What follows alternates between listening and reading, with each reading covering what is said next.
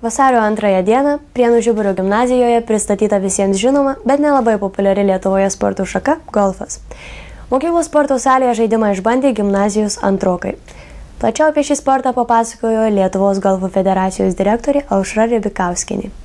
Lietuvos golfo federacija iš tikrųjų jau antrus metus pradėjus yra golfo plėtros projektą, kurį vykdome bendrojo lavinimo mokyklose. Per kūno kultūros pamokas vaikus tiesiog mokome golfą, supažindinam su Lietuvoje dar nelabai šaka. Į šią mokyklą mus pasikvietė kūno kultūros mokytojas, kuris dirba ir akademijoje, ir yra jau mums talkinės ne vienam renginį ir nusprendė tiesiog ir jūsų mokyklos mokinį pažindinti golfą. Kodėl jūsų manimų šis sporto šaka netokia populiari kaip kitos? Galbūt šiais sportai tapti populiaresnė šiek tiek mažiau yra jėgų sportas. Bet federacija deda visas pastangas, kad šitą mitą paneigti ir mes norime įrodyti, kad ypatingai vaikam ši sporto šaka yra niekiek nebrangesnė negu bet kuri kita šaka. Esame įpratę golfą žaidžiant matyti vyrus. Kaip taip atsitiko, kad jūs esate moteris golfo federacijos direktorė?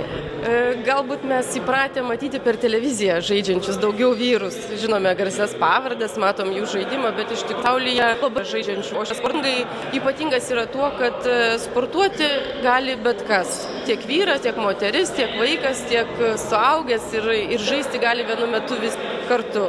Tuo jis yra ypač iš tikrųjų ne kiekvienoje sporto šakoje gali senelis žaisti su savo anūke vienose varžybose.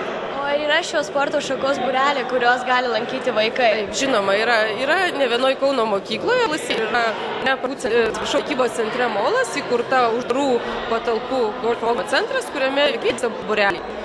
O žyba vyksta? Tačiau mokyklose ir vyksta mokyklinės. Kaip tik dabar kovo mėnesio pradžioje mes planuojame rengti šių metų tarp mokyklinės varžybas, į kurias atvyks moksleiviai iš Elektrėnų, iš Joniškio, pakviesim mūsų mokyklos moksleivių sudalyvauti.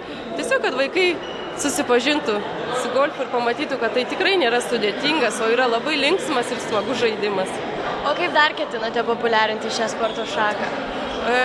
Ketiname plėsti tiesiog projektą, eidami į Lietuvos regionus, ne tik į didžiosius miestus ir mokyklose, pradėti vesti golfo pamokėlės į vadinės, naudodami šitą specialią golfui skirtą įrangą, kuri yra saugi ir pritaikyta žaisti vaikam.